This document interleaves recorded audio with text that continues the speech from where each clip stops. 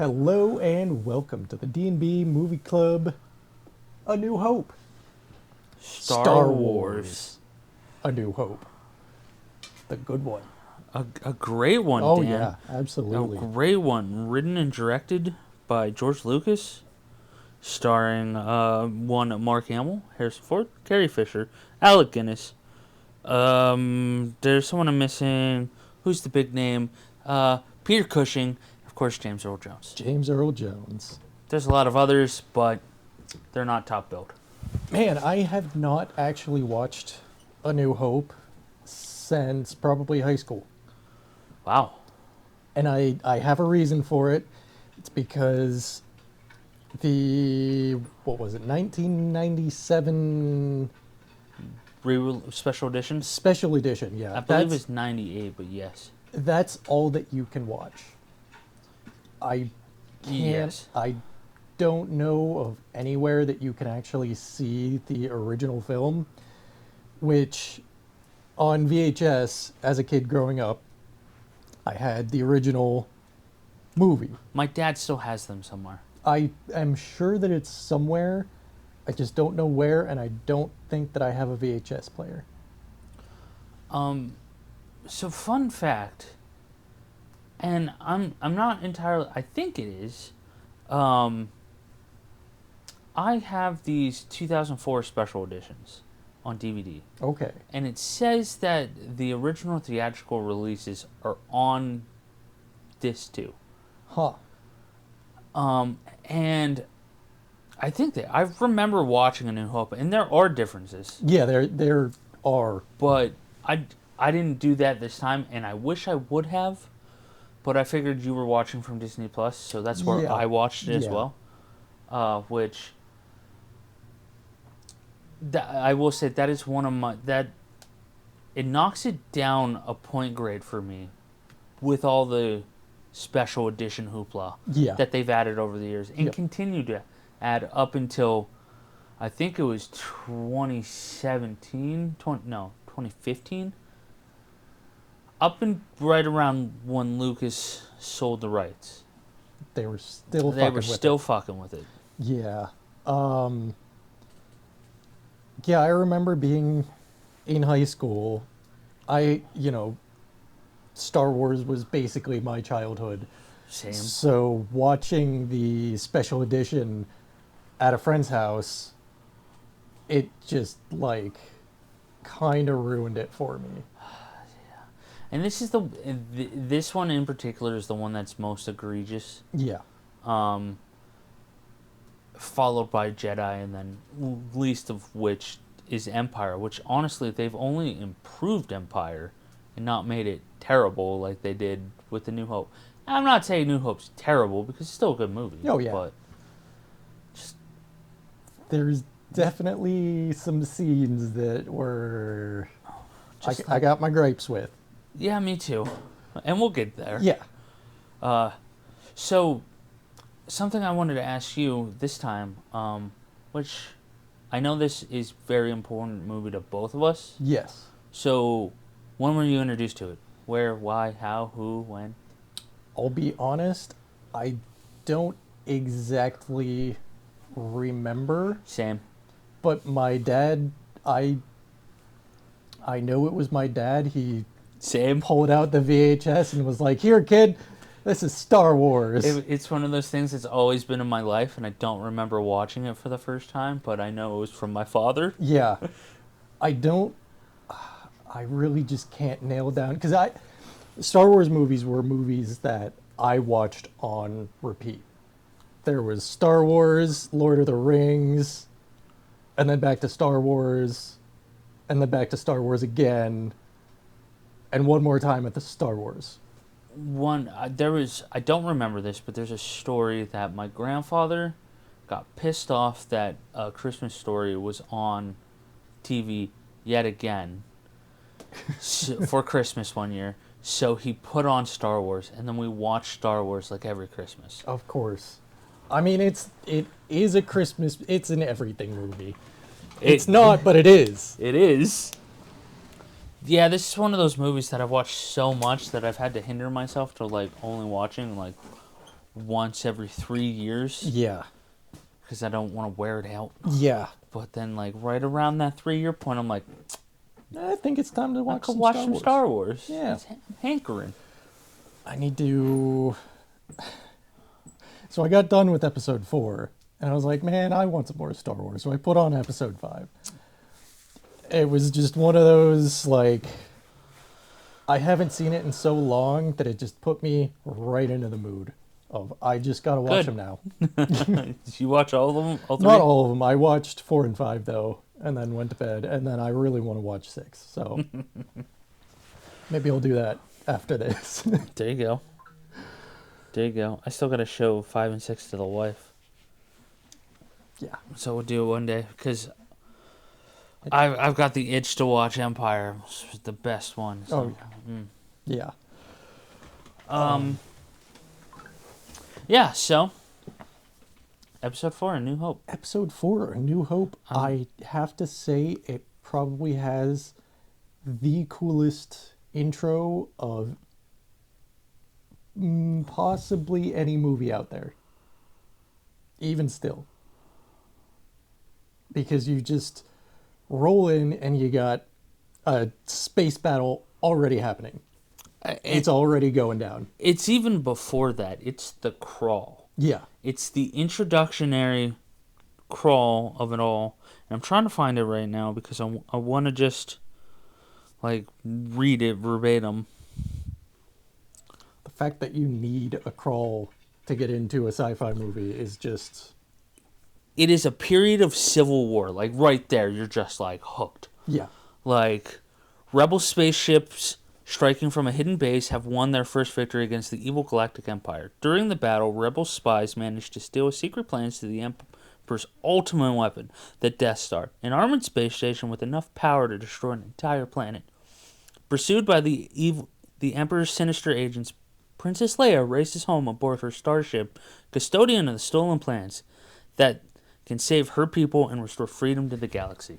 Like, we can just end the movie right there. I don't think that we can, but absolutely hooked. Like, Hook, line, and sinker. Like, Yeah. that's a setup. absolutely. Like, And then to follow that up with a space battle. with the epic space battle, the epic intro, we get introduced to the rebels, to the stormtroopers all decked out in white, and they just blast through the door and they start literally blasted. Yeah. And then in comes this menacing black figure who just starts throwing things. Throwing things, throwing people, picking them up, breaking their necks. And I love that Vader isn't introduced here with the Force either.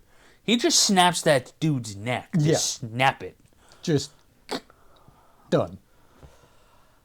And I'm sure the Force was a concept by this point. So like they did that. George did that deliberately. Oh, yeah. It's Absolutely. just like Done. and just the throat thing he does. It's so good. Yeah. Yeah.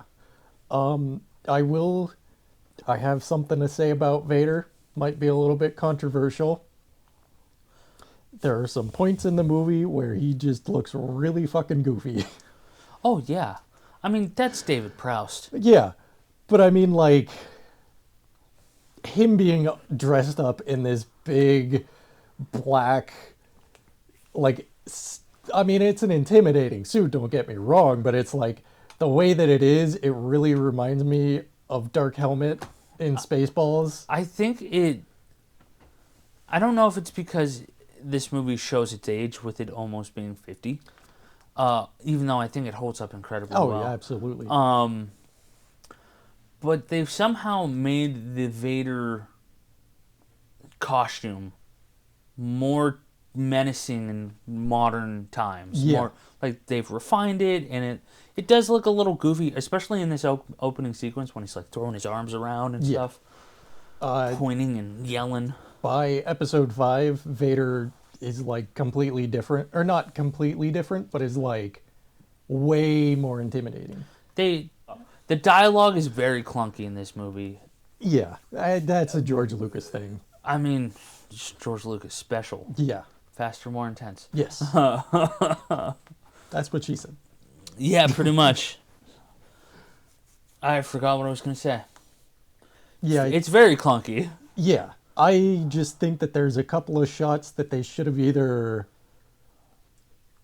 I don't know. It's like they show Vader from like the knees up, and he just looks like standing next to a bunch of Imperial officers, and he just looks so goofy standing next to regular people because he's just this like there's just normal people going around in their very formal Imperial Navy uniforms, and then there's this big guy dressed in a black like suit. He just looks goofy. Yeah. There's one shot in particular that I'm thinking of, but that's... I forget when it's said, but when they're talking about Leia and how she's aiding the rebellion and all this stuff, I think it's still in the scene. Again, in this scene, Vader is just so goofy in this opening shot. In the rest of the movie, I don't think it's that bad. I see. My thing is in later parts of the movie. In this part of the movie, I think he does. I just think his fast movements and everything with his head turning, which he doesn't really do in the later film, except for the lightsaber scene. Yeah. The fight. But even then, I don't think it's that. Even then, bad. he doesn't really. He Move. Stays pretty. I mean, it's two old geezers fighting each other. Pretty much, yeah. Well, it's a robot and a geezer. And they're not really moving.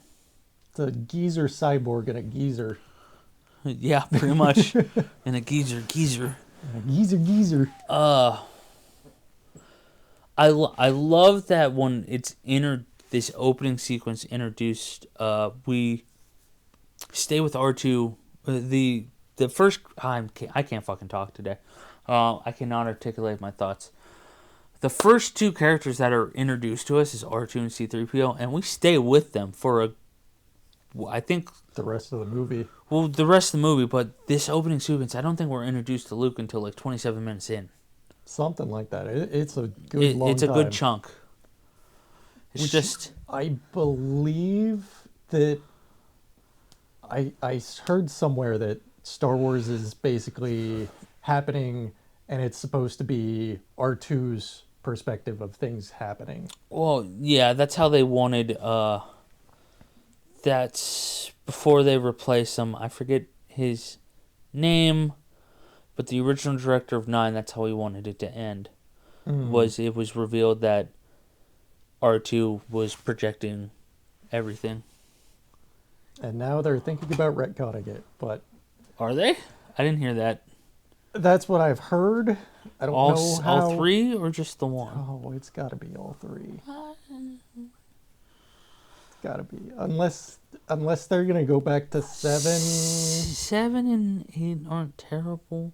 7's better than Last Jedi, but like Last Jedi is better than 9, than Rise. That's a very low bar to set.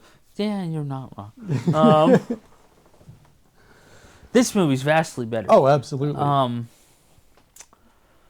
So yeah, we open up on R2 and C-3PO in the middle of a fucking space battle, and they're just walking down a hallway. Oh dear, type shit. Yeah, and it's, you don't really get the sense that C-3PO and R2 are like as connected. They're just kind of like two random droids that just so happen to bump into each other and go on a big space adventure. But I don't know. The way 3PO's talking to R2, he's just like very clearly knows they R2. know each other. Yeah. And like they've been together for, the last 17 years at least. Yeah. Oh yeah. But 19, is it 19 or 17 between? I think it's 19. I think it's 19. I think that's about 19. Luke's about 19. I don't know. Anyway. Yeah. Princess Leia gives R2 secret plans and then sends him on a mission to go find Obi-Wan. Meanwhile, Vader is over there wrecking shop trying to find the plans. And He tells the stormtroopers to go find Princess Leia. They find her, set it to stun, kidnap her ass. Boom, kidnapped. Yeah, pretty much. The stun effect is really cool. It's like the little rings that come out and she just kind of falls to the ground. Yeah, I have always kind of appreciated that. That it's very visually different from a blaster bolt. Yeah, which also, correct me if I'm wrong, this is the only time we see the stun setting. You might be correct. I think it is. I think you might be. Unless I feel like there might have been something in Rogue One with it. Yeah, there was. I think there was. When what's her face? When her father gets kidnapped, she runs away, and I think they shoot stun bolts at her. I don't remember. I might be wrong on that. We'll have to watch Rogue One to find out. We will, which will definitely happen. I will say one thing that you were correct on because I thought it was in this movie, which it is not. When May the Force be with you, and also with you. Yeah. It's not in this. No, it's not. I misremembered it. It is May the Force be with you. Always. Thanks. Thanks, guys. See, it was just a good luck out there, guys. Yeah. Go get him. Pretty much. Not supposed to be a religious chant, and also with you. No, fuck off. It's just, may the Force be with you. May the Force be with you. And also with you. No. Always. Droids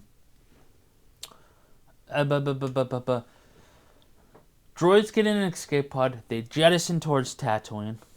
And they land. And now we're in the desert. And they decide to split up because Yeah. C-3PO is all pissy about R2's special mission. I guess he doesn't really believe it. He doesn't believe him. He thinks he's being a dickhead, which, let's be real here, R2 is a dick. You know, I was looking up trivia because I wanted to have a bunch. And apparently R2 was supposed to have a regular, or not like a regular, but like a voice, a human voice that we could understand. And it was supposed to just be really vulgar. Which is why some of C-3PO's responses are like, whoa, you don't have to say it like that. I think it's better this way because we don't know what he's saying, and C-3PO is just so reactive, like, whoa, dude. It's like, oh, what'd he say? I wonder what he said. He called him a bitch. It's one of those, I really want to know what he is saying, but I think it is 100%. He's like, shut up, bitch, go suck a dick or something. Well, fuck off, and you go that way, I'll go this way. Fuck you. And, of course, they both immediately get kidnapped. By Captured. the same Jawas. By the same Jawas. You have to imagine that they're like the only Jawas in the neighborhood. Oh, yeah. At least that quadrant of the planet. Yeah. And they're just rolling around in their thing, and they're just like, sandcrawler. oh, hey, droids. Neat. Mine. Yeah, pretty much. They get to Lars Farm. Lars Moisture Farm. Lars Moisture Evaporator Farm. They're looking to buy some droids. Does it speak Bocce? I don't think that's what it was. Yeah, Bocce. Was it Bocce? Yeah. Remember, make sure it can speak Bocce. I'll try, but it doesn't look like we have much of a choice. And then they go out and he asks them a bunch about. Let me guess, your protocol droid, programmed for etiquette and all that shit. It's like, yes, sir. Oh, I don't need that. What I really need is someone to talk to the moisture evaporators. It's like, well, I could do that. Yeah? Yeah. Man, I'm fumbling through this. I'm sorry, guys. And then they get a different R2 R4. Unit. Is it R4? R4. R4 comes out and then he blows a gasket. they're like, "What are you selling me here, junk?" You sell it as junk? Huh? Give me that other one. Bucket of bolts. And then, By this point, R2 is also a very antiquated R2 unit. And that's why they didn't want to buy that one. what do you mean? Like, the model is, like, super old. Oh, yeah. Yeah. I mean, so is R4. I mean, yeah, but R2's even older than that. Yeah. Then why does he look nicer? R4 looks like shit, dude. R2 is like tippity top of the line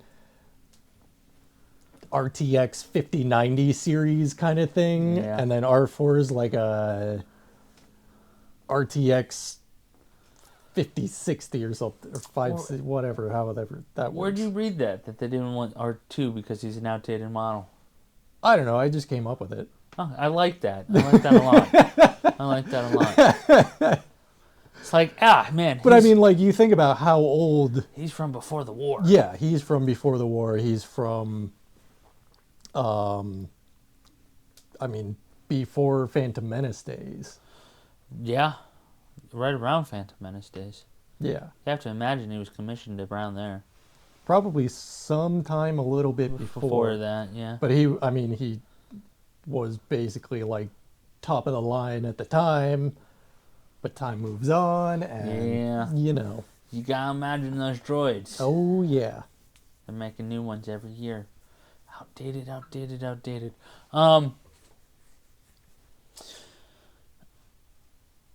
Uncle Owen wants Luke to clean up the droids and then do something. I forget what. And he's like, but Uncle Owen, I was gonna go to Tashi Station and pick up some powder converters. Just the whiniest little bitch in this movie. Oh, absolutely. I don't want to call him a bitch, but he's so whiny in this movie. It makes you almost like, shut up. Shut up and just do it. Just do it. So to be fair, the context of that is he's helping out his uncle. Yes. And his uncle doesn't really want him to go because anywhere. You see him look at it, aunt and uncle look at each other and they're like, he's just too much like his father. Just too much like your father. Can't go out into the world yet. You're not quite ready. Yes, his father was also whiny. Yeah. Even whinier. And so is his nephew. It's got to be a family trait there. Something like that.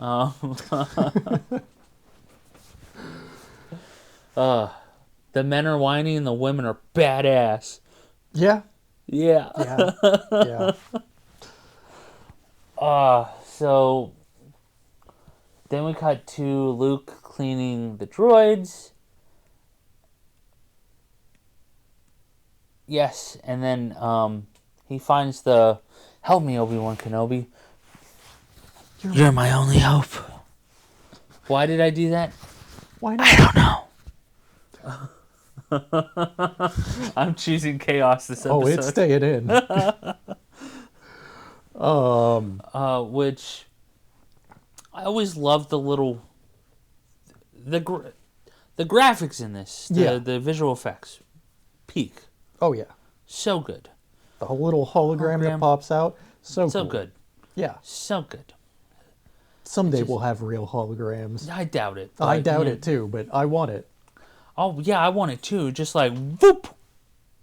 Hey, look, it's a little small Dan. Someday you'll be watching the D&B show pod delivery cast in hologram. And it's still going to be 2D. It's still going to... It's just a flat image on your table. Oh, yeah. But wouldn't that be cool? Yeah. In 2 to 5 years, I'm going to be carving up a turkey with old green. Yep. Which is a How I Met Your Mother reference. And then... So to get the rest of the message to play, Luke has to take off the restraining bolt of R2. which is supposed to keep droids basically compliant. And Keeps by them in taking check. it off, he... Shuts down their system when the button is pressed. Yes. It also changes their behavior a little bit. They just bleeped every other word. Yeah. Oh, that's why they beeped. Why R2 beeped so many times. Because every word he said is fuck. It's about the tone of fuck. Yeah, exactly. Before he finds the message, I love that he's like cleaning up the blaster scoring. He's like, man, you guys have seen some battles. And then he gets excited at C-3PO explaining them. And they talk about the battle overhead that was on Tatooine, which is reference to deleted scenes that Luke is watching the space battle take place. And then he's at Tashi Station freaking out with his friends. Huh. That's cool. Oh, yeah. There's a whole section. You meet Biggs a lot sooner than you do, and you actually get to know him, and then he goes off to the academy, and yada yada yada. Yada yada yada yada yada. And then they take the restraining bolt off, and R2's like, "What message?" Just being a little dick. Oh yeah. What do you mean? What message? The message you were just playing. He's like, nope. No, it doesn't exist. Sorry, I don't know what you're talking about. Just kidding. It's like, I didn't mean to play that shit. And then Luke goes to bed. Before he goes to bed, though, we get the iconic double sunset. Binary sunset. And then you have we got to talk about the score. Good old Johnny Williams. Oh, yeah. Coming in with his most iconic score of all time. Star Wars. Just Star Wars. And this is one, I've talked about it previously in the Indiana Jones and the World of the Wars episodes. This scene alone is what I'm talking about when I say that John Williams' score is a character in the movie. God damn it. Yes, it is.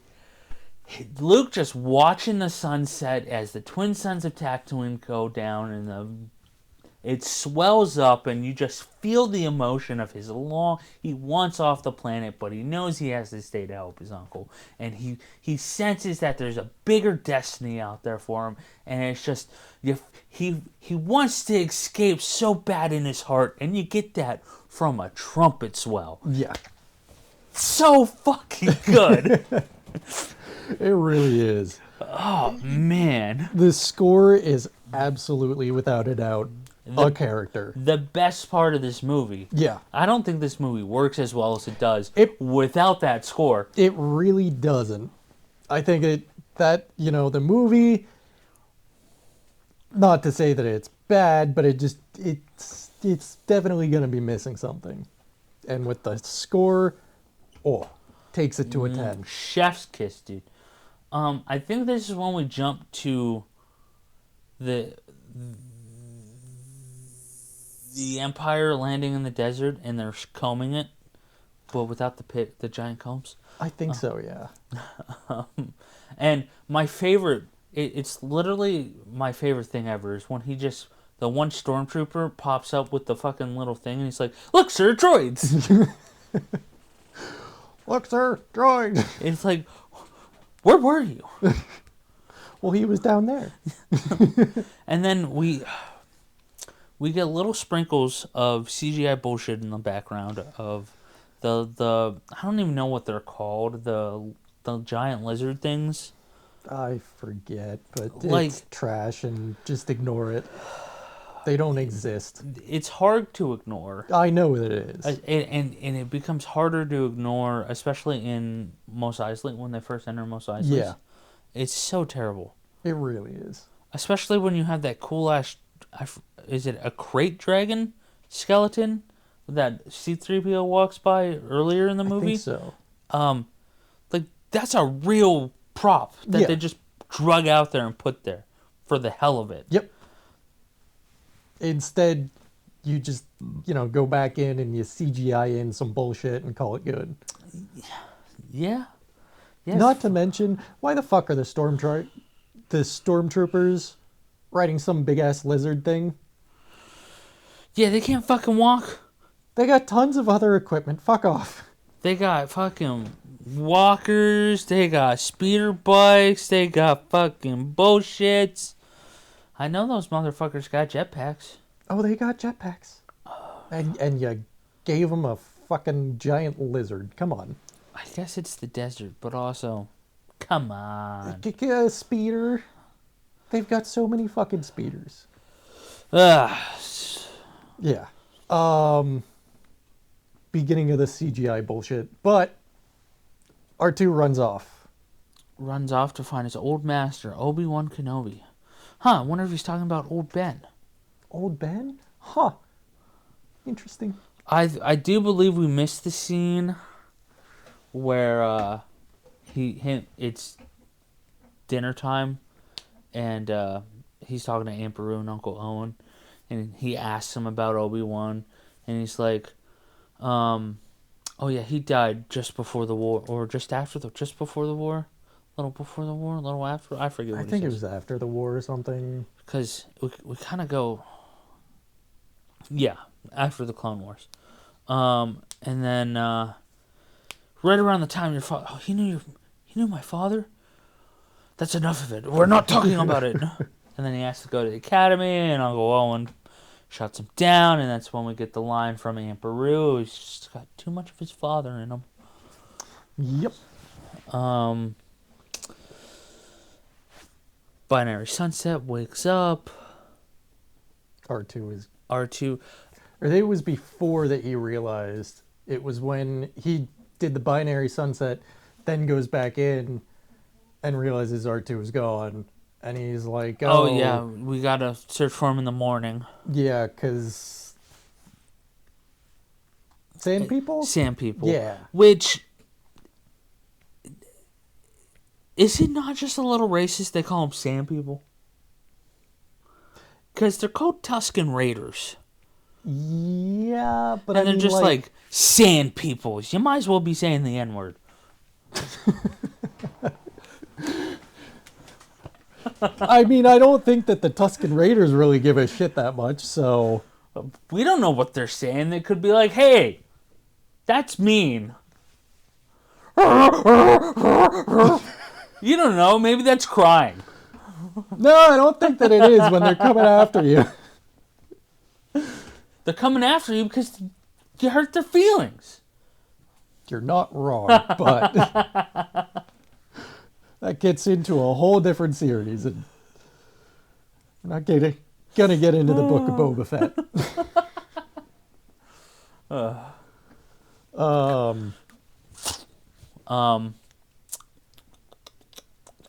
R2 runs off. R2 runs off. Then they gotta go find him. Looks like I gotta go to bed. It's too dangerous out there at night. And then they wake up, and then Uncle Owen's like, "Hey, Beru, where's Luke?" He's like, "Oh, he set off to take the droids for some maintenance."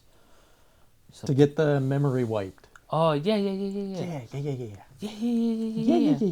And then he's out looking, and they find trouble. They find Tusken Raiders. They find the Sand People. I think they find R2 first, and then they're like, "Oh no, Sand People. We gotta be quiet." Yes. Turn around and Tusken Raider. Tusken Raider, and then we get the iconic. Yeah. Which fun fact.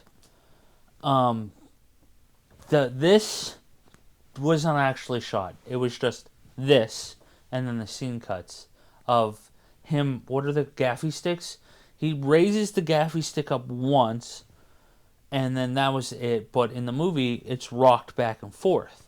That's because the editor, who's George Lucas's ex-wife, thought it would be better to rock it. And it works so much better. Oh, absolutely. Fun fact, I believe this film won an awards for its editing. Was it an Oscar? I'm not sure, but... I believe it... I know that it won a bunch of Oscars, so...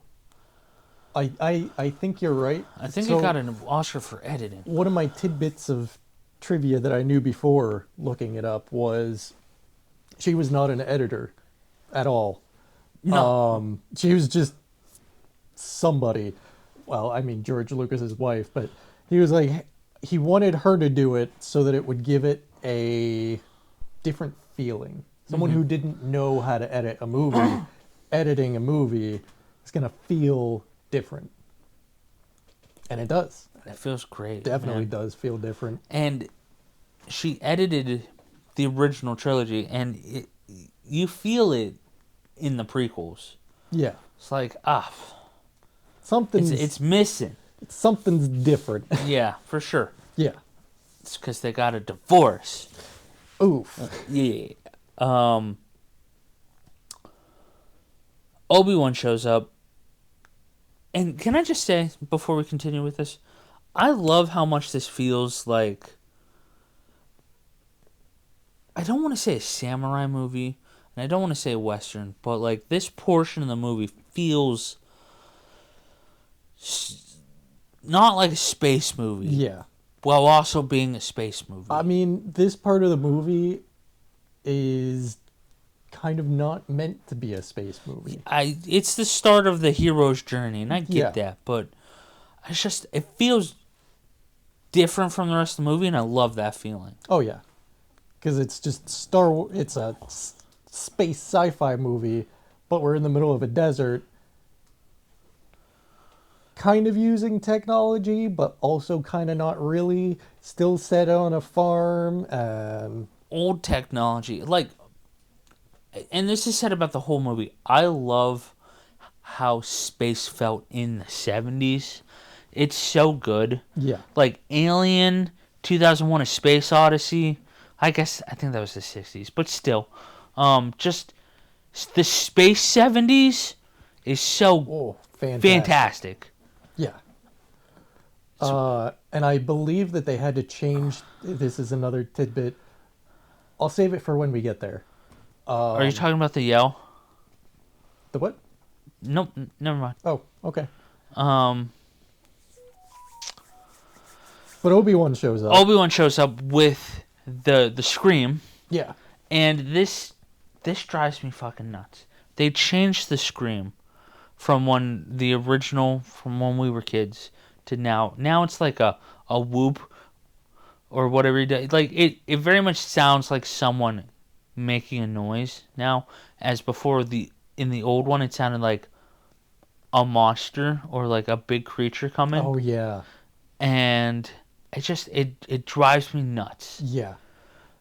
You know, that's something that I didn't even notice. Oh, it drives me crazy. Yeah.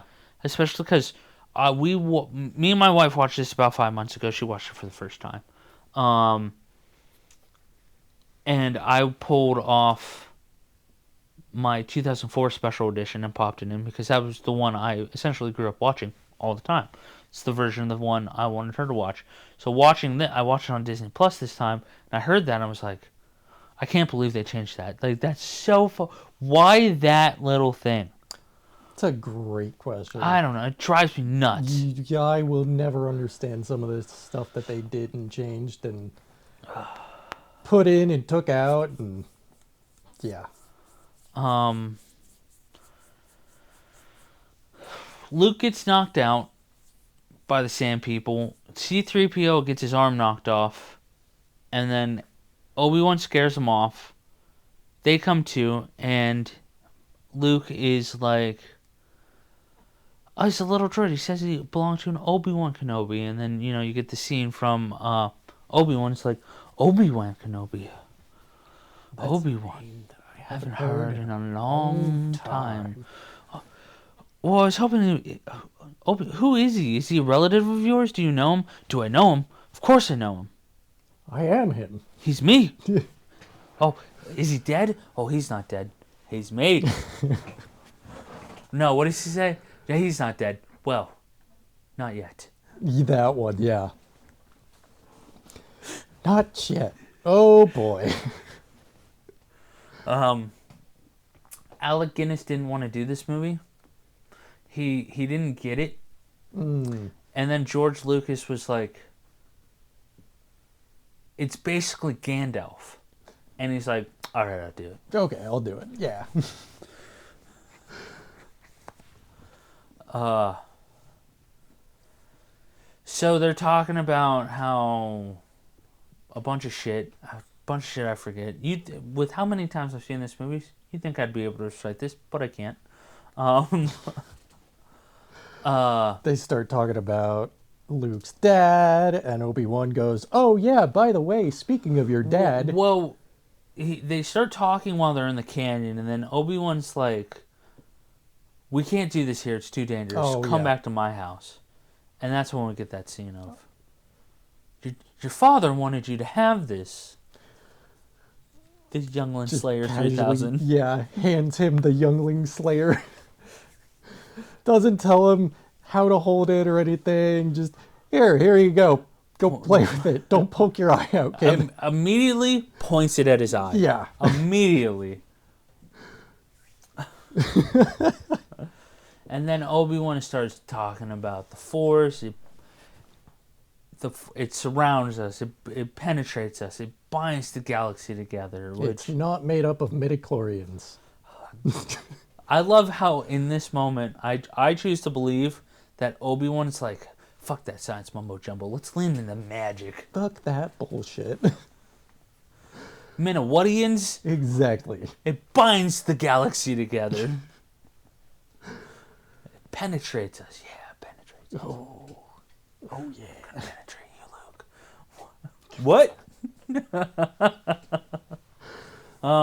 I do like how when Luke shows R2 to Obi-Wan, he's like, "Oh, this droid, it says that Obi-Wan is your master." He's like, "Oh, I don't remember having a droid." I don't seem to recall owning a droid. Yeah. I've always interpreted that as, hey, shut the fuck up. You're gonna blow our cover. It makes me kind of wonder about that, because it's like, is that him saying, "Hey, shut the fuck up"? Is that him recognizing it? Like, is that something that was written, or is it just something that was, "Oh, he didn't have a droid"? I don't know. Makes me wonder what the intention was when they originally made it. I think George was just writing stuff. And then not until he got to Empire did he decide that A, he wants to do prequels. Because this was just called Star Wars when it first came out back in 77. I have heard that he had their Obi-Wan and Darth Vader's fight planned before they started making Episode 4, like the battle in the volcano or the sword fight in the volcano kind of thing. Okay. I've heard that he had that whole thing planned out, or like he had that idea in his head when they were making Episode 4. But I don't know how true that is. Who knows with George? Because he's always said that he always intended Star Wars to be a trilogy. And I firmly don't believe that. I don't either. I know a lot of people fight me on this. It's like, oh, it always intended to be a trilogy. No, it didn't. He fucking wrote these by the seat of his pants. Just whatever he could get on paper, he put it down. Which it works. It's good. Absolutely. It's great. It's great. I love these movies. They're special in my heart. But he didn't fucking plan ahead. He didn't plan the past. He didn't plan ahead. He just knew that he wanted to make more, and he didn't know how he was going to make more. So he made these movies the sequel to the prequels he haven't wrote yet. That one. Yeah. Yeah, I don't know. I just, it makes the things that you wonder what were going on, and we're probably never going to know the real answer. So. Yeah, probably not. Not unless George wrote it all down in a book, and is going to release it after his death. I think it came from somebody who worked on the movie as, I think it was like, I don't know what the title is, but it was like a producer that worked like with him on the movie kind of thing. Something like that. Mm-hmm. I couldn't tell you really. Gary Kirshner? Possibly. I think he's the producer of this film. Either way, Luke gets his pokey saber. His pokey Pokey saber. points it at his eye. Points it at his eye. Doesn't really get told, hey, Don't do that. don't do that. Finds out about the Force. Obi-Wan wants him to come with him to Alder. They play the message of Princess Leia. Help me, Obi-Wan Kenobi. You're my only hope.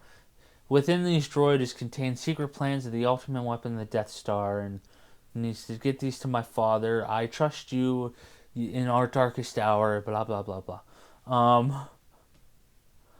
Obi-Wan wants Luke to come with him to Alderaan, and Luke's like, I can't go to Alderaan. Like, everything I've ever hoped for is standing right in front of me, and all I have to do is go with this old man. But I can't because he needs to help his Uncle Owen. I'm too afraid to abandon my uncle and embrace my destiny. And then the furthest I can take you is Anchorhead. Well, if that's what you feel is right, of course. I can't help myself. I love his accent. Yeah, his accent is great. And then they come across the Sandcrawler. I'm sure we cut to Princess Leia and Darth Vader and Tarkin at some point. I think we do. I think this is when we cut to Princess Leia being tortured. Yeah, Leia's being tortured, and then she's not talking. Let me tell you. Is this your gripe? No, this is not a gripe. This is as a kid, seeing Leia, or like the shot as the drone comes in with the big syringe, the giant syringe full of some mysterious white liquid, and then it cuts away, and then you just hear Leia screaming. That was nightmare fuel for me. Probably why so many people hate needles.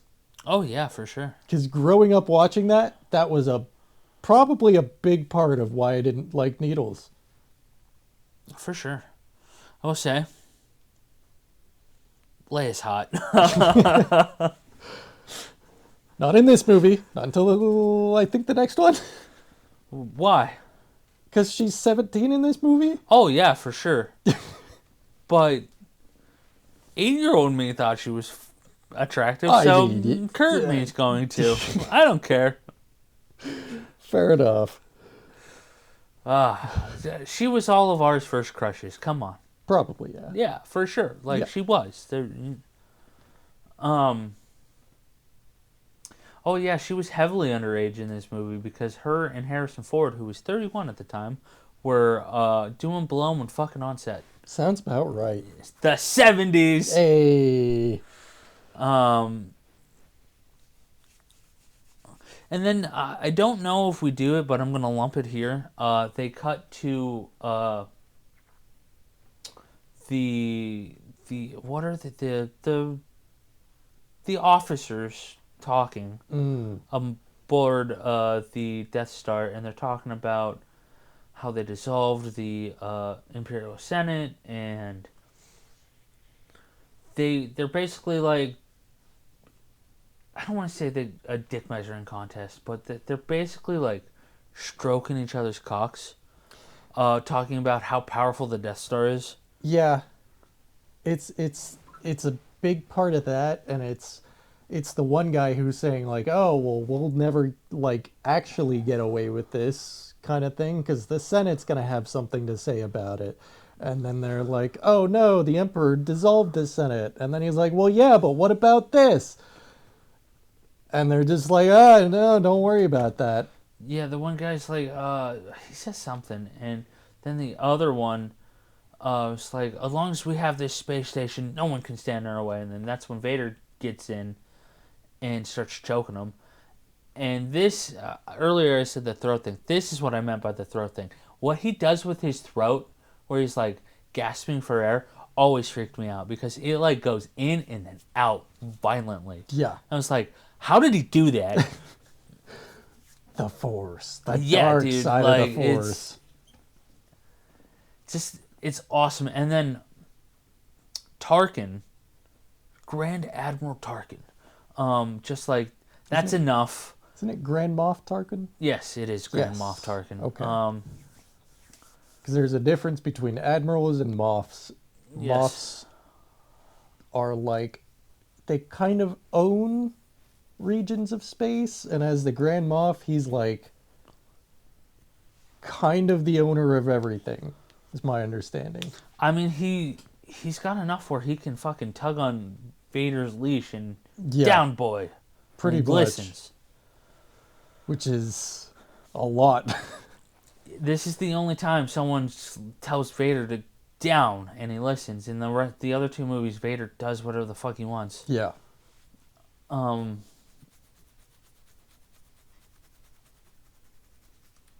Peter Cushing hated the boots of his costume. Hated them. So much so that anytime there was a above the waist shot, he's like, I'm wearing my slippers. I mean, yeah. He thought they were so uncomfortable. So he's just walking around in slippers the whole time. And I think they were like fuzzy. I'm not sure, but I want them to be fuzzy. I've always imagined them as bright pink fuzzy slippers. That's exactly what I'm imagining.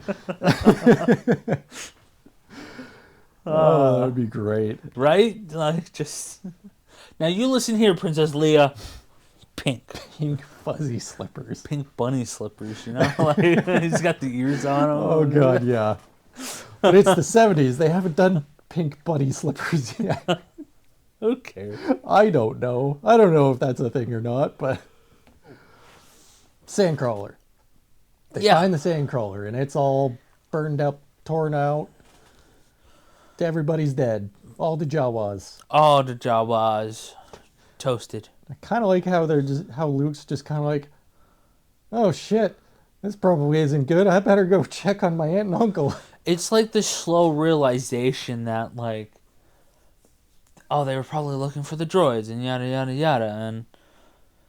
And Obi-Wan says the thing about, Luke says, oh, it's the Sand People or whatever. Sand People don't do this.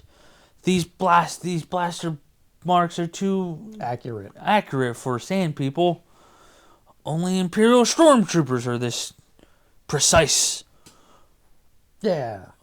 And then Luke's like, he has like a revelation. That's when he darts off, and he goes home, and everybody dead.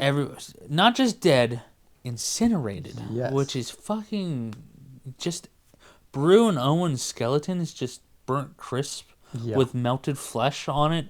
Just laying there is like kind of nightmare fuel. It really is, yeah. It's something I never like picked up as a kid, but I picked it up. I would like skip or like stop watching. I don't know why I just like never like locked in on it. I was just like, yeah. Because you were a kid and you were ignoring the fact that was his aunt and uncle that he grew up with. Yeah, pretty much. I was just like, when are we getting the space battles? Space battles. Space battles. The way Mark Hamill looks in this scene, I don't know if this was like a pickup shot or a reshoot or just like an off day where it was just him and a cameraman, but he looks kind of wrecked in it, and the way his hair is, it's off-putting. I know he's supposed to look like his whole world just ended, which it did. Yeah. It's just, I've always like noted he looks kind of almost different in this shot. I think it's one of the few times where you see him from far away.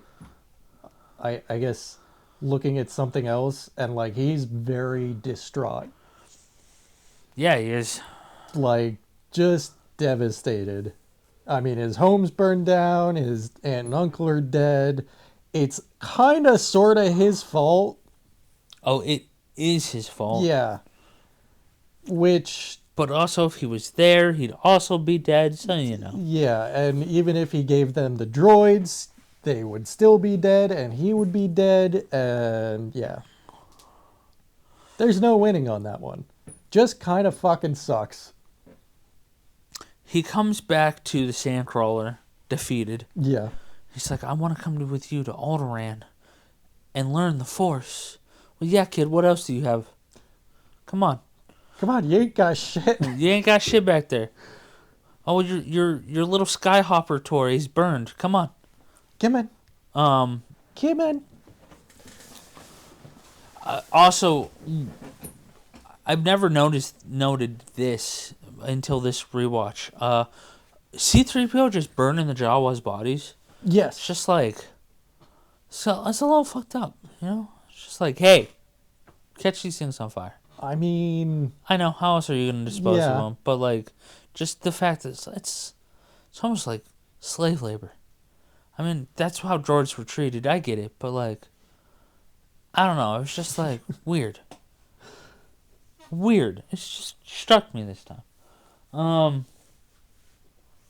So then we get the shot that I've always found pointless, but I guess they had to stop for a pee break, of them standing over. It's a cool shot, but them standing over on the cliff above Mos Eisley's. Oh, yeah. And then he says it's Mos Eisley Spaceport, the most wreckage hive of scum and villainy you'll ever lay eyes on. It makes sense. I think it's cool.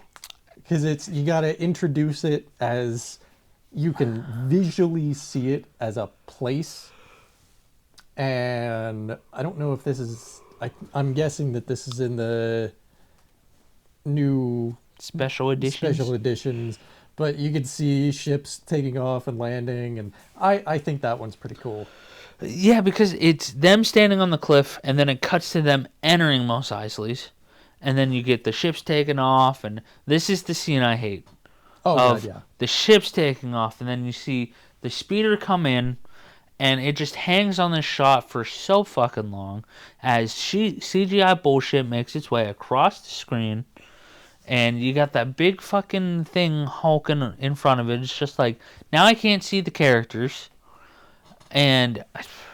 Fucking useless. Fucking... Get your bullshit. CGI bullshit out of here. Bullshit. Exactly. Get it fucking out of here. I don't want it in my Get it out of movie. here. Especially because we cut to the well, yeah, no, I'm just gonna fucking I'll come back to it. We cut to inside the cantina, and we have all these amazing practical costumes. Yep. And it looks fantastic, and everything in there has at least 1,000-page Wikipedia entry on the internet. So, it's beautiful. Oh. But yeah, they enter Mos Eisley's. They get stopped by stormtroopers. How long have you had these droids? At least 2 or 3 seasons. They're for sale if you want them. I love that tidbit.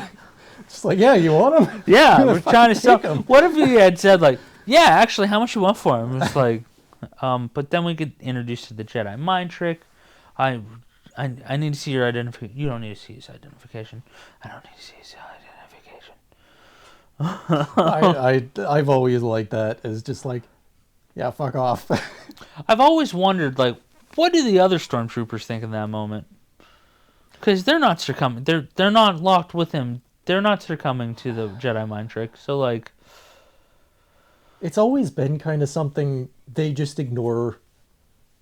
Everybody else ignores what the Jedi does. They just kind of go along with it. I don't know. So I feel like it's one of those, yes, you're Jedi mind tricking the one doing it, or the one talking, but you're also kind of working on the other people to just like, yeah, let's just go along with it. I've always loved move along.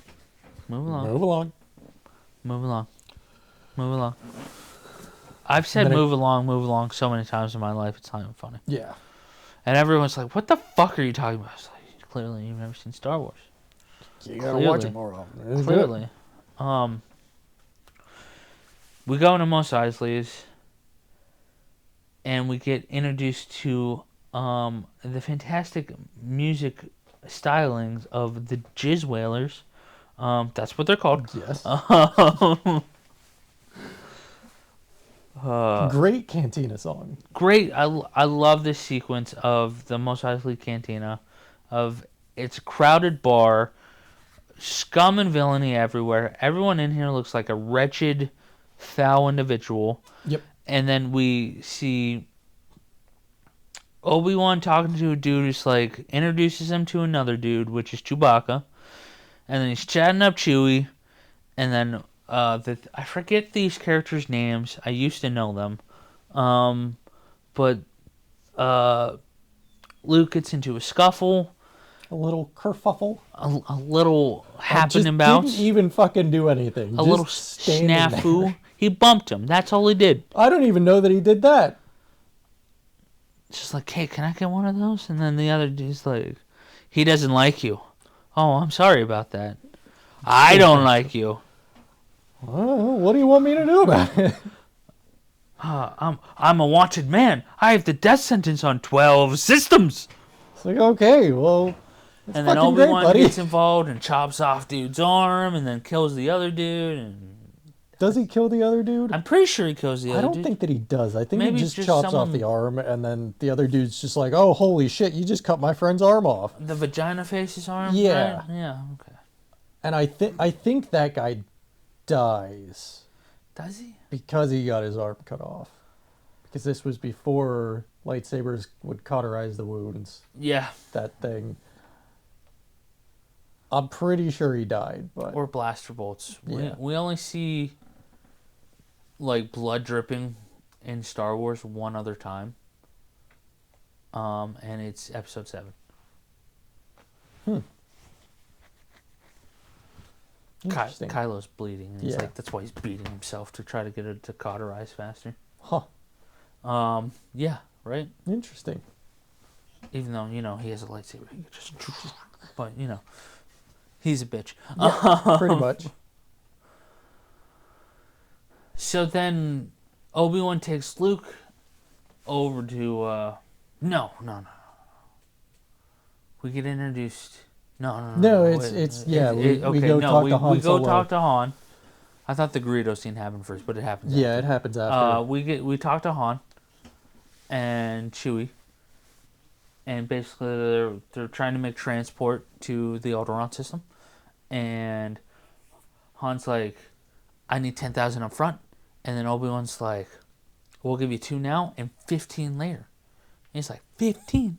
Hell yeah. And Luke's like, gets all whiny about it. Well, the 10,000. We could almost buy a ship for 10,000. Who's gonna pilot it, kid? You? Yeah, I'm a pretty good pilot myself. Come on, we don't need this. Sit the fuck down. Yeah. I love it. He's just like a doe-eyed farm boy. And Yeah. I love him. But See, because that's exactly my response would be like, I mean, 10,000, 17,000 credits. That's a lot of fucking money. Like, it's more money than he's ever seen in his life, I'm sure. yeah, or probably not, but that's like a shitload of money. And More than you can make on a moisture farm. yes, probably. You know what? You know Yeah. what? You're yeah. Anyways, that's me of being like, oh yeah, well we're gonna hire this guy for like a fuck ton of money. What are we doing? Why don't we just go find a? We could just go buy a ship for that much money. Desperate. Yeah. Desperation. Han sends Chewie to go prep the Falcon. Oh, there's a scene in there's a line in there where it's like, you don't know the Falcon? Oh It's the yeah. ship that made the Kessel Run at 12 parsecs. It really makes me hate Solo? Solo. Yeah, me too. Just blew their fucking load on one movie to get all of the quips, all of the bullshit. Kind of fucking hate it. I hate that it's a unit of measurement and not a unit of speed.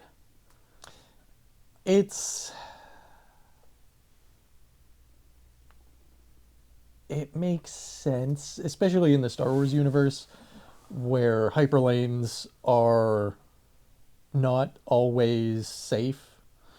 No, I get it. Yeah. But I always saw it as a unit of speed. Yeah. So when they're like, no, it's a unit of measurement, I was like, oh, What the fuck are you talking about? it's just, Yeah. it makes me feel a type of way. I have a feeling that that was just written in as like George Lucas found a cool space thing That's and was exactly like, what it was. "Ooh, Ooh, a parsec.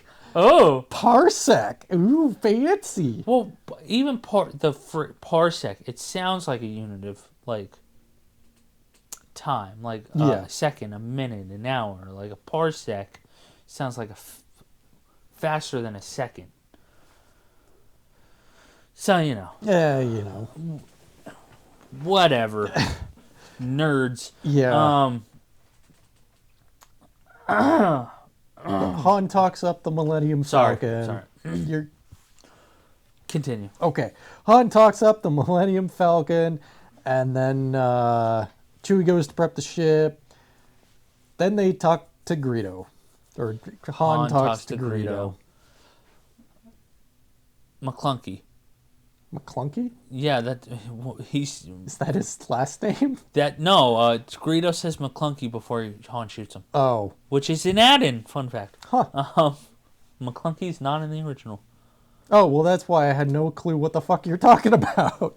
McClunky is just the thing that Greedo says. Because so McClunky. this is obviously like the most famous Controversial shot. controversial thing between the originals and the remade shit. Greedo didn't shoot first. Well, because in the original, it's an up close shot. You don't see Greedo draw. You only see Han shoot, and then Greedo drop. Doesn't it show? I thought Greedo had his blaster on the table. Yeah, but you don't see him shoot. Well, yeah, you don't see him shoot because he doesn't shoot. Now he does. No, he doesn't. Yes, he does. No, he doesn't. Yes, he I don't know what does. the fuck you're talking about. He Greedo shoots. didn't shoot first. They shoot at the same time. I know. Now, I want to. I know that it's supposed to kind of sort of change Han Solo as a character into he only did it because he was gonna, he was defending himself kind of thing. Stupid as shit because Greedo was like, you could tell in the originals, Greedo was still gonna shoot him. He just did it first. And it really cements Han as, in the originals, in this original scene, shoots first, asks questions never Yeah. kind of character. And it's supposed to, because that's who he is up until this point. His origin, his bringings up on Kessel. He was a mean street kid. He grew up without no one. That's who he was. He was supposed to be mean, aggressive, fights for himself and his friend. Yeah. And then he grows from that through this movie and the next one and the next one. And he becomes General Han Solo. And I feel like when you take away Han shooting first, stunts that growth by that much. Like, the growth is still there. Oh, His character absolutely. development is still good. It doesn't take that much away from it. But it does something to it that is like... To me, it's trying to shift what his character is, not really shifting. It's trying to show that Han has a heart. Yeah. Which he does, but it's deep in there and it's not quite exposed yet. Not quite yet. It gets there Yeah. in a beautiful way, but it's not there yet. Yeah. Now I also have to say, then we go into the Jabba the Hutt scene. That's like the first time I've ever seen that scene. Well, because it's. I will say it was shot Yeah. with an actor. That's why Han says, "Jabba, you're a wonderful human being." Yeah. And it just wasn't working. George didn't like the scene. He couldn't wrap his head around it. He couldn't make it work, so he cut it. And then he put it back in the 98 edition with a very terrible looking Jabba the Hutt, and which has then been improved over the years. Yeah. But honestly, it looks better than all of the other CGI bullshit that they threw into there. Jabba looks very good. I don't like how small Jabba is. Yeah. Because in Return of the Jedi and other depictions of Jabba. He's a huge slug man, and in this one, he's just the same size as Han.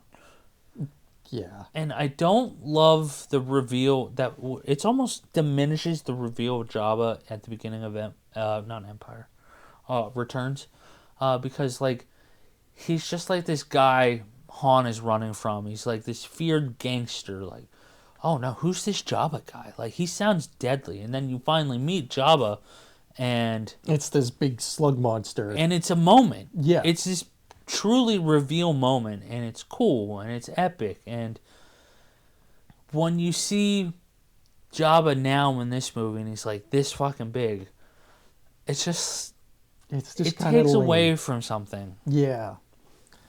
Although Boba Fett being in the scene for like 4 seconds is That is cool pretty shit. cool. It's Yeah. like the coolest part where everyone walks past and then he just stops, stares at the camera, and then walks on. Yeah.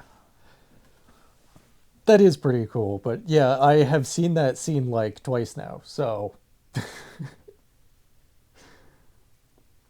completely, I don't know. I can't say that I don't like it because it gives a little bit more context to Han and his debt, but it's also kind of stupid because it's like, well, we haven't even met Jabba yet. What are you talking about? I don't know. It's kind of a weird, odd little dealio. Now, I am kind of curious because I don't really know a whole lot about it, but the Imperial Informant. It's always a sequence that I've never really cared for. I've just never fully understood it. Me neither. Because it's like, okay, they got past the stormtroopers fine, but then all of a sudden this Imperial informant comes in and he's like, oh, hey, that's them. They have the droids. They totally, definitely, 100%, they have them. And it's like, well, how does he know? And then also like, if when Luke, Han, and when Luke, Obi-Wan, and 3PO and R2 get to the hangar, Han's like, "Come on, hurry up, let's take off." And it almost feels like he's expecting it. Yeah. When like, why? Yeah. They're not looking for you. No, they shouldn't be. No. They should. Obi-Wan and Luke shouldn't even know that they're being.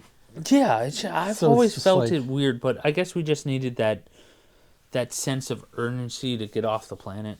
Well, I think that kind of sets up the scene with Jabba as making a little bit more sense because he's like, all right, like I gotta get off this planet before Jabba changes his mind. That part to me kind of makes sense, but then for him to be expecting the Imperial troops is like, what? Yeah, The fuck are I you- don't get it. Yeah. So they jump in the Falcon and they take off. They get into a small scuffle up here at the top of Tatooine, right?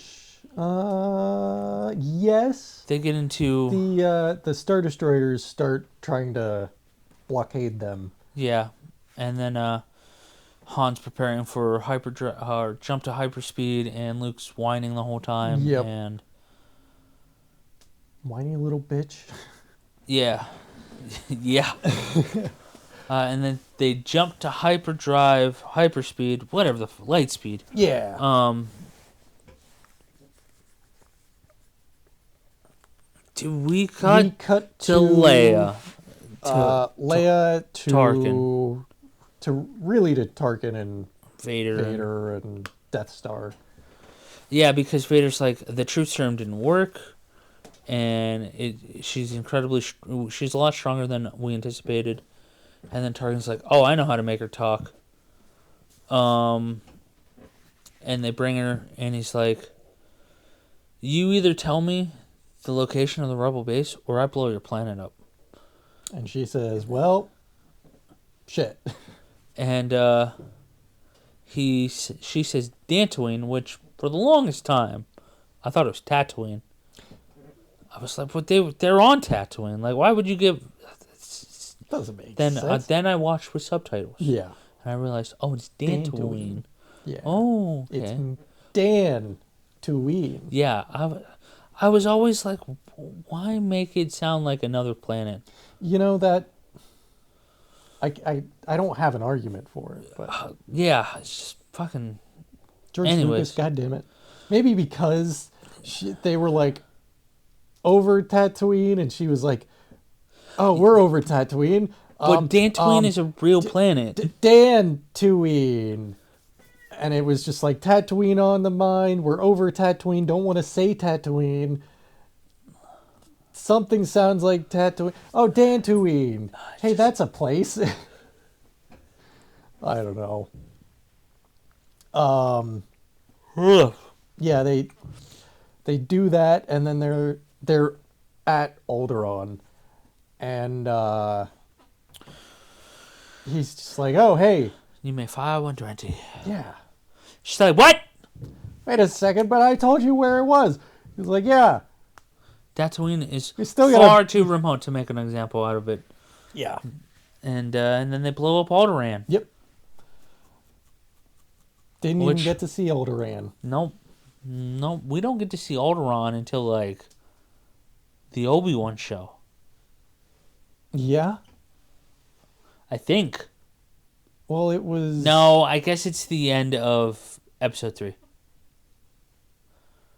Yeah. When Jimmy Smits takes, No, because you don't actually.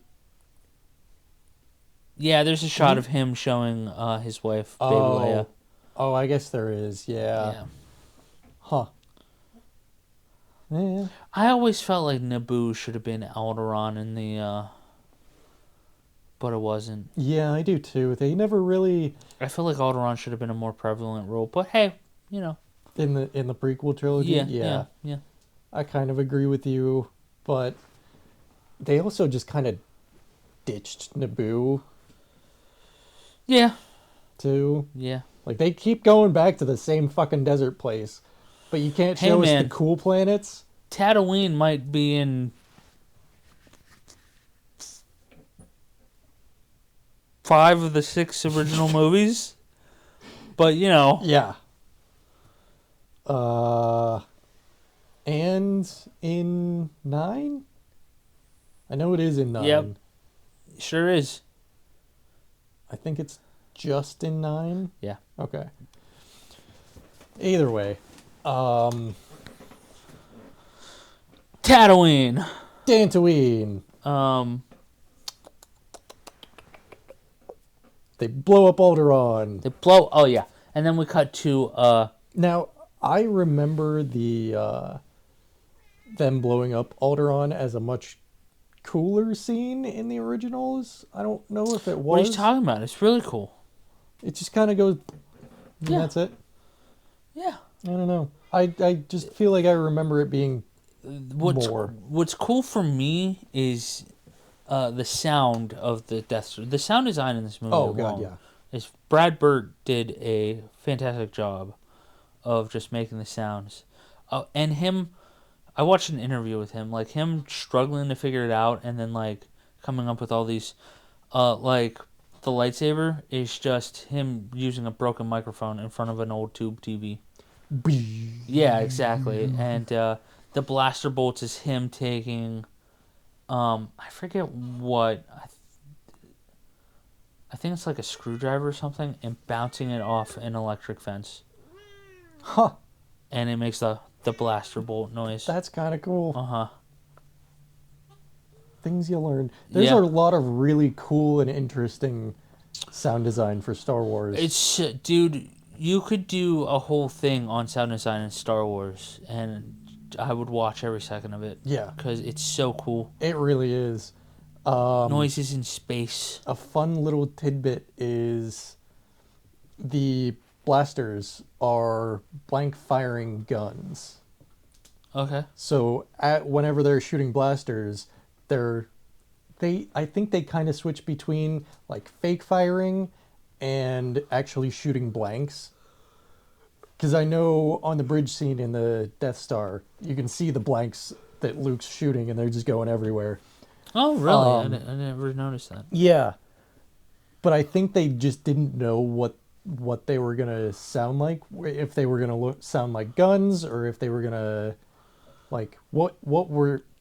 I don't think that they knew what they were gonna do with them yet. A lot of George's things were we're gonna shoot it and figure it out in post. Yeah, Because And it worked. he was concerned that they were gonna get funding pulled from him at any moment. Yeah. So, you know. get it shot. We'll figure it out later. Yeah, pretty much.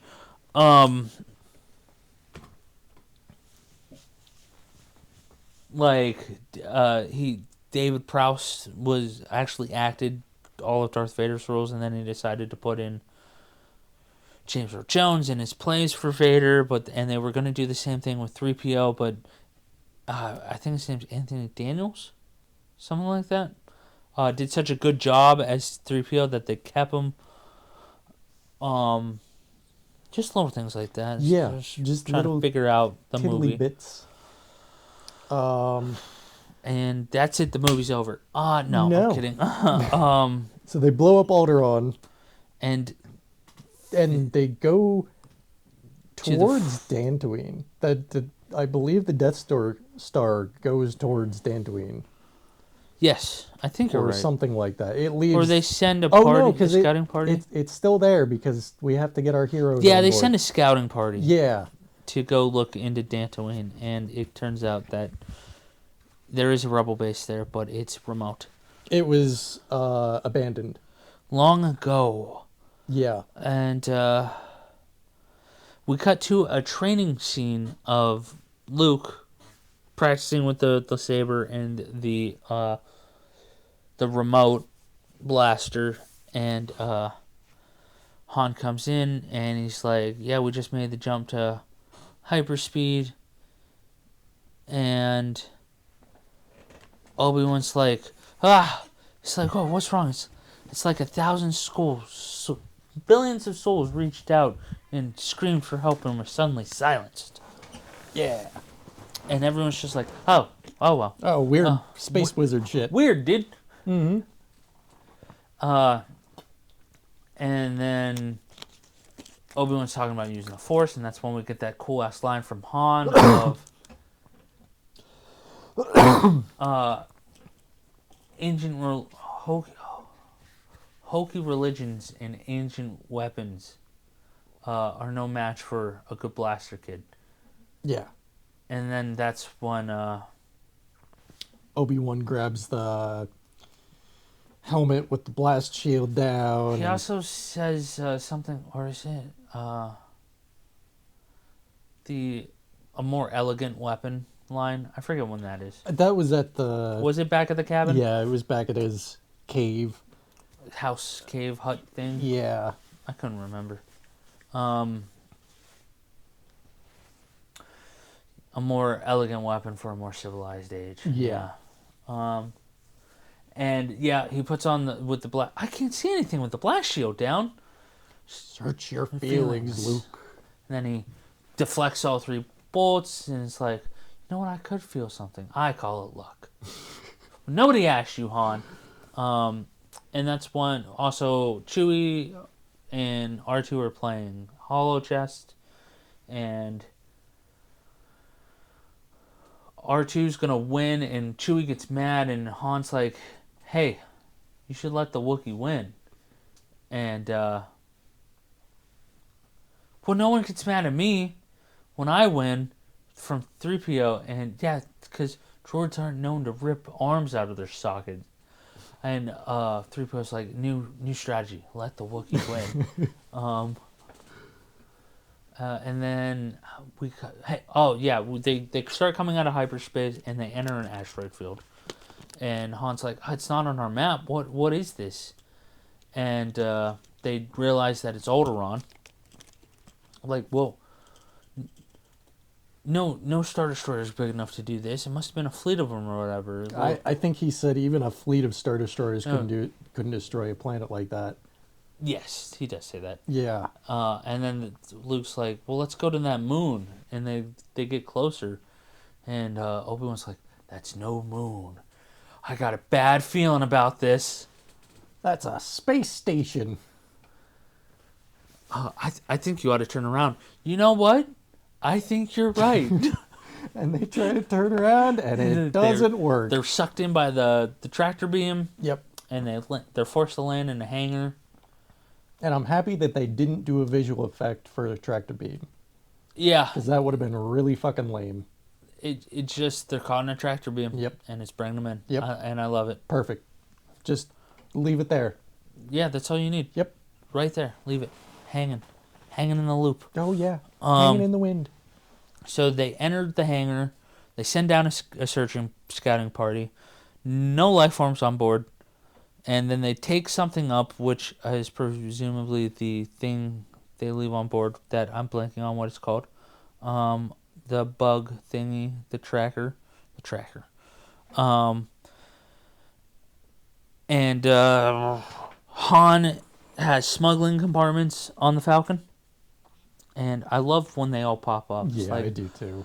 That's a good thing you had these. Yeah, for smuggling cargo. I never thought I'd be smuggling myself. And then Han jumps up and Chewie pops in, and they're talking about their plan, and you just see him reach out and pet Chewie on the head. Yeah, I love that so much. It's a nice little detail. He's just like, don't worry, buddy. Everything's gonna be all Everything's right. gonna be okay. They make a plan. Obi-Wan's gonna turn off the tractor beam. You stay put. I'm gonna go take care of shit. And then somehow they find out that so they call up the stormtroopers that were watching them. They disguise themselves, and then they get up into the one room, the station room. And Obi-Wan takes off to go do the tractor beam, and then R2's digging around in the desktop, and he's like, she's here, Princess Leia. And Han doesn't want to go, and Luke's like, she's rich. She's got a lot of money. Wealth beyond your wildest imaginations. I don't know, I can imagine quite a bit. Like, you're Great line. God, you're a dick, Han. Yeah, I love is. you. It's like, I don't know, I can imagine quite a bit. So they put the binders on Chewie, and they take him down to the Prison block. Which kind of brings up the question of why would you have a prison block on a or the Death Star, but won't worry too much about that. You never know. Prisoners of war happen all the time. I mean, sure, but after you blow up their planet? Anyways. Yeah. They go down, they go in. I love this sequence because they enter, and he's like, prisoner transport from Cell Block C. And, whoa, I wasn't alerted to this. We'll have to clear it. And then they just start blasting. Oh, yeah. And fucking, oh no, he's loose. And Han tosses him the rifle.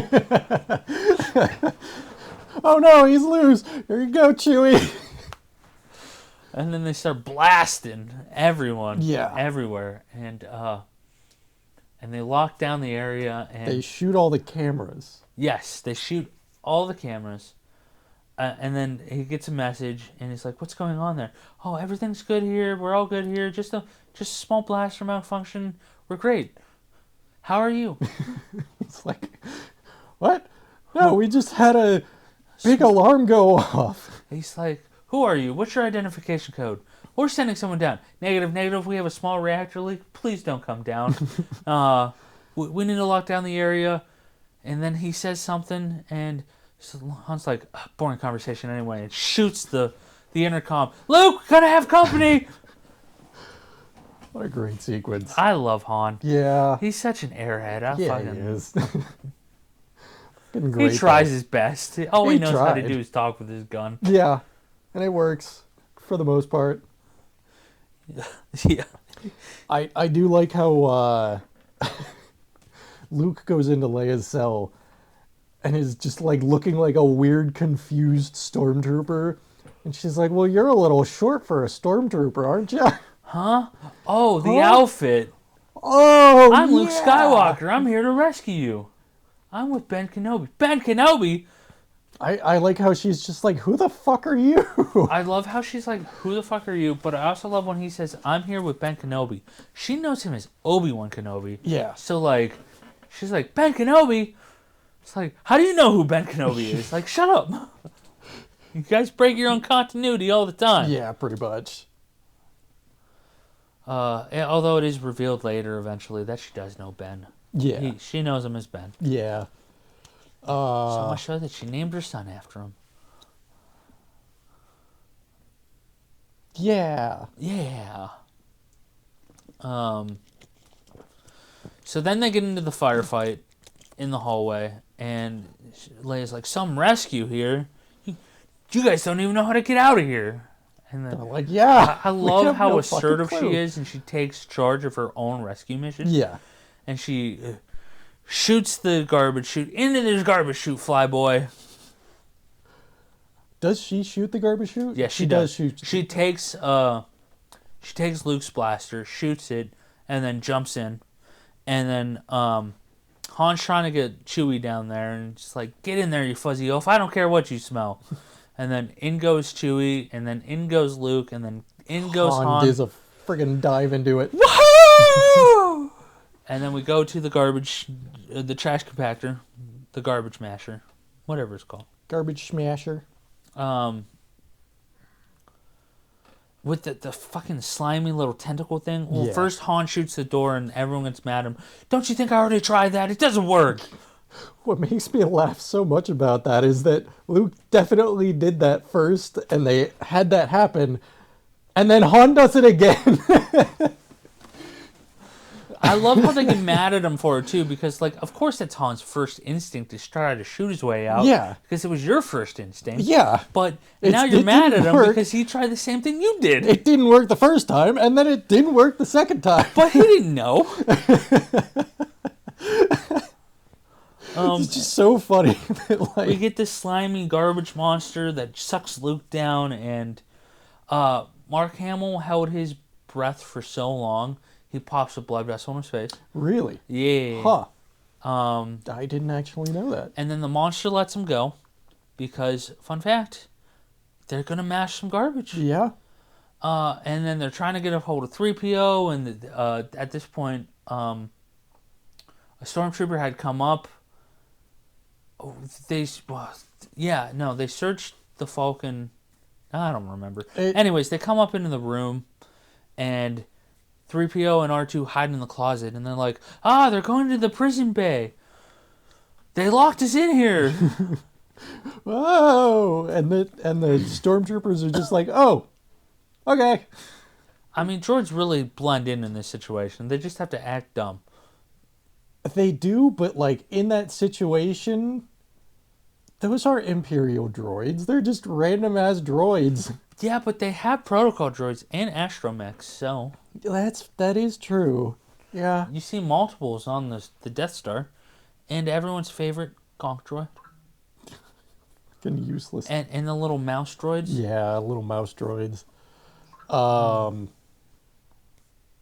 Yeah, just then they what was it? The alarm goes off. The stormtroopers go running out, and they're just like, "Oh, we're just gonna hang out here if that's okay." Well, he says like all this excitement is short-circuited my counterparts' circuits.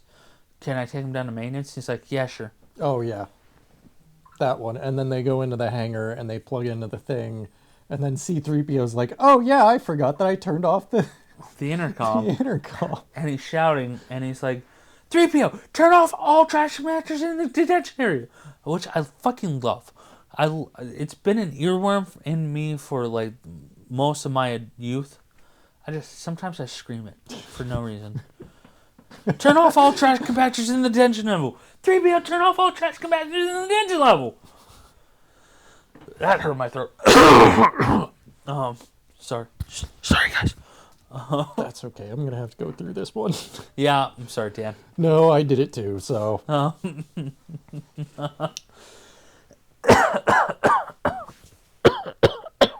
So sorry. There's something in the air. It's my throat. I need to start bringing water. You can have. Oh, it's fine. No, it's not. We still got like another hour of the movie left. 45 minutes. They're about to escape.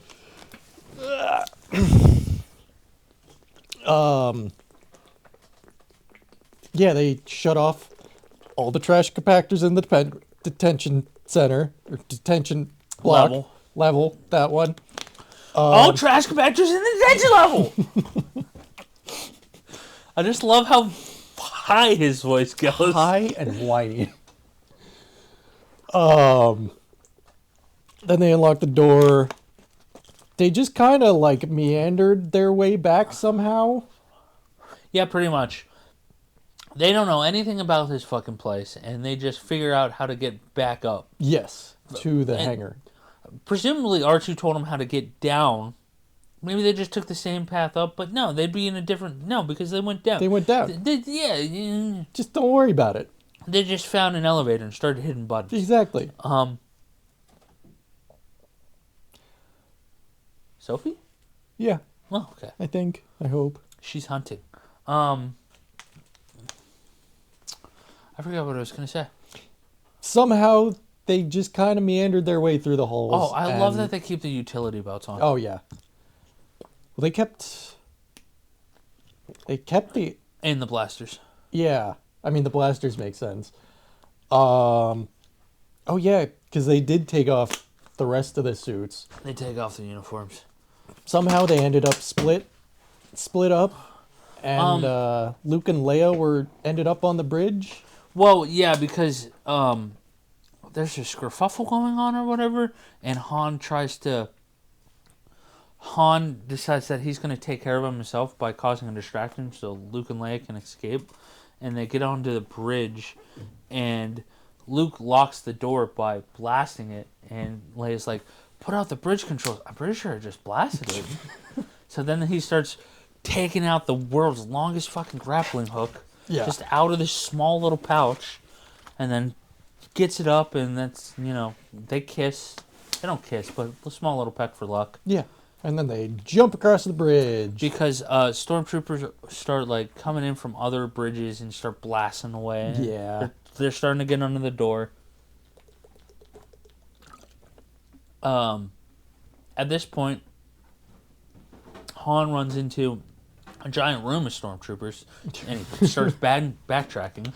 He was chasing the stormtroopers. They ran into like a barracks room. Yeah. And then like 30 stormtroopers look over at him. It's so much more than 30. Yeah. There's like 90 in there. Yeah. And he's just like, oh shit, turns around and runs the other way. I just love how he's chasing after the stormtroopers going, all aggressive. Then he gets into there. And then you see him running away. He's like, ah! Yeah, pretty much.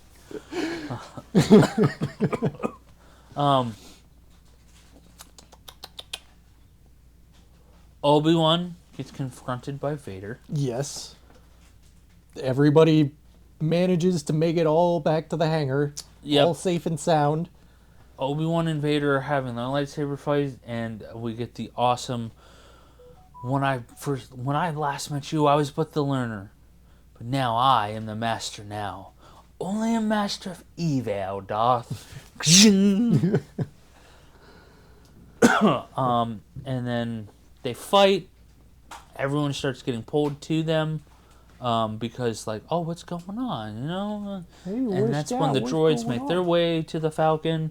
And that's when the humans make their way to the Falcon. And that's when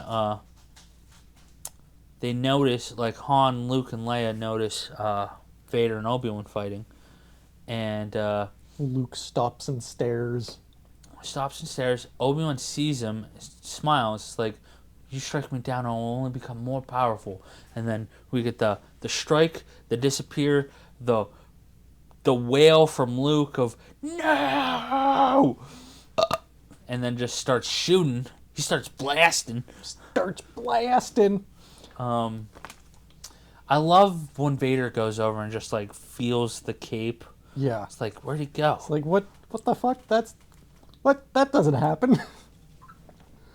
That's never happened to me before. I better consult my doctor.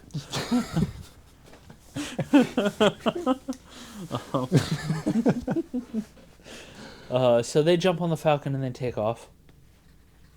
And they go off into space. Sorry, my voice cracked like 3 times there. They go off and And they go off into space. And they start celebrating, but Han's like, "We're not out of this yet, kid." And they go off into the shooty places on the Falcon. oh and yeah, the turrets, Yeah, the turrets. which fucking cool ass Oh turrets. god, yeah, it's so I cool. love the turret setup in this Falcon. I just love that they're like they move and they go back and forth and They're- they yeah, it's jiggle like- and they go up and down. They're like in this little gyrosphere, and they're just like, oh, it's so cool. I love it so much. I would totally love one of those. I'm so surprised. I'm genuinely surprised that with all of the Star Wars, like, video game console, or not video game consoles, but like Star Wars game cabinets, that Yeah. nobody ever made one like that. Honestly, yeah, like legit. Like that's one that would be like so, number one, so freaking cool. Number two, like, I mean, there is the Star Wars pod thing. Yeah. but that doesn't it's quite. it's different. Yeah. I don't think it captures this moment. No. It captures like the Battle of Hoth, and I know the Death Star trench run and another fight, which I forget what.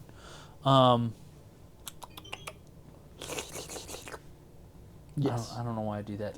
Yeah. So they dogfight and they get out of it. Not really dogfight, kind of defend against.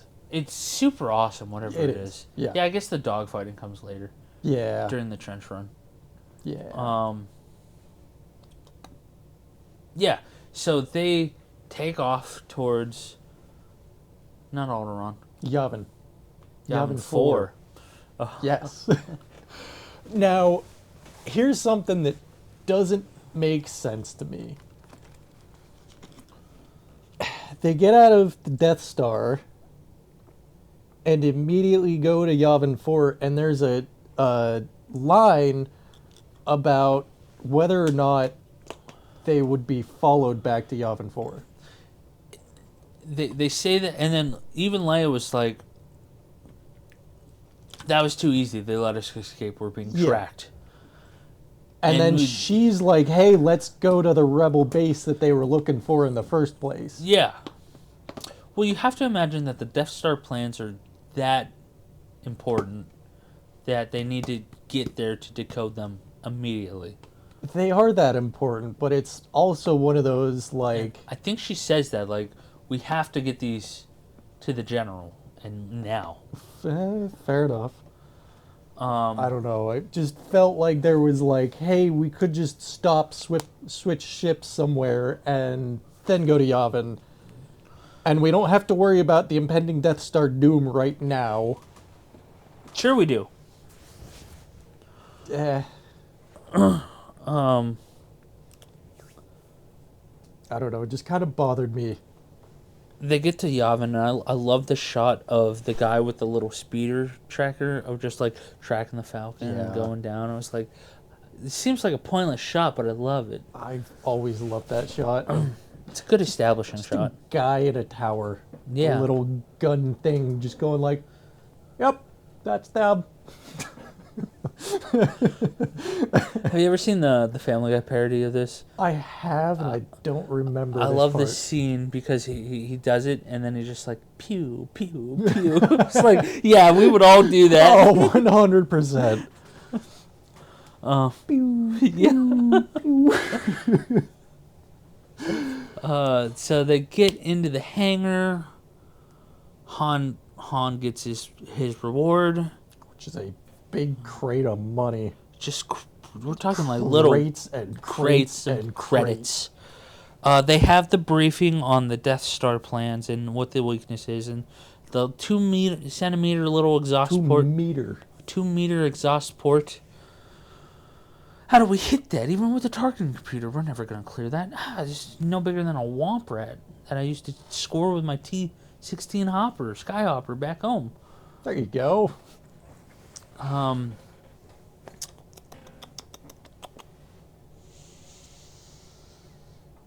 And then Luke gets mad at Han because Han just wants to take his sword and leave, and he does that, and he's like, "May the Force be with you." And then Luke's like, "Thanks, Thanks. a little So too late, helpful. you know, fucking dick." And I mean, in this situation, feels like Luke's a little bit hard on Han. Where it's like, Han didn't sign up for any of this shit. No, he just wanted paid. He just wanted money. He was taking a passenger trip. Charter. A charter to Alderaan. He wasn't ready to go fight a friggin' Death Star. And he just wants to clear the bounty on his head, but no one gets it. Yeah. Which I Except get. There's a bigger thing going on here. He also kind of doesn't really want to do that. He does, but he doesn't. What, clear the Clear the bounty? bounty, yeah. Yeah. Because, I mean, now imagine this. Had they just cleared the bounty, he wouldn't have been sold to Jabba in the first place. I know. The beginning of episode 6 doesn't Yeah. happen. I'm just saying. And then we get the start of the epic space battle. The Death Star trench run. Yeah. Which the awesome Red 1 standing by, Red 2 standing by, Red 3 standing by, Red 4 standing by, Red 5 standing by, which is Luke. Yes. That's I always a love it great so scene. much. I don't think they actually go in order. They jump around a little bit on the numbers, but Well, I think they switch between a gold leader. red and gold and yellow. There is no yellow. It's Is just there? red and gold. I thought it was. There was a blue squadron, but they got blown to pieces. Was that the Y-wings? Y-wings is gold. Oh, okay. That makes sense. We see a blue squadron in Rogue One. Oh. And then That's there's why a we didn't rogue see it. squadron later. That was when they went rogue. No, I mean, yes, but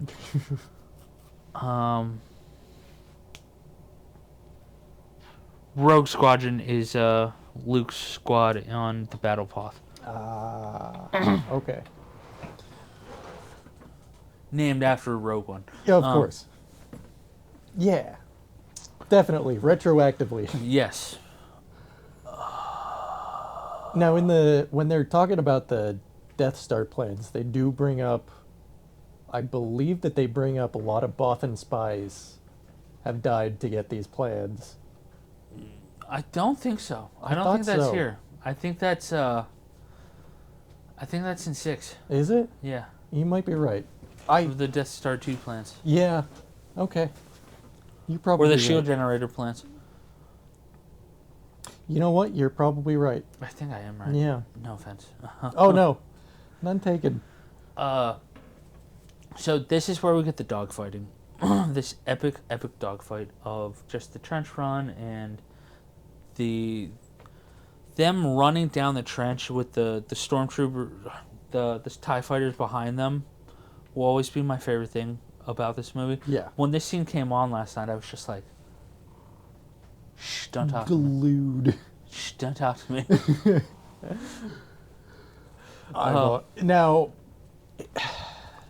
the part that never totally didn't necessarily make sense to me. I understand why they went through the trench to get to the hole.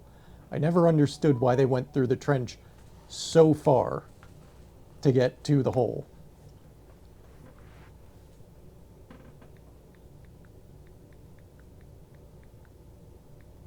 Sorry, Dan, 1 second. You're good.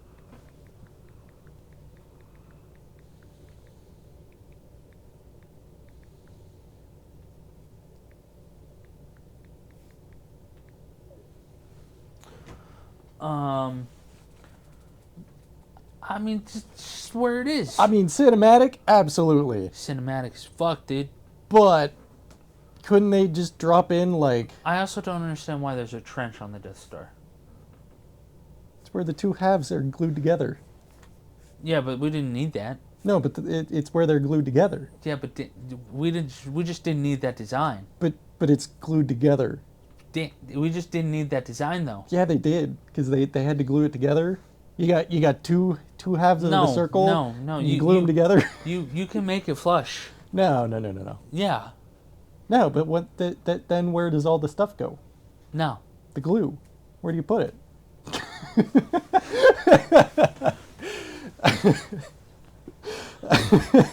So people start dying. It's real sad when Biggs dies. Yeah.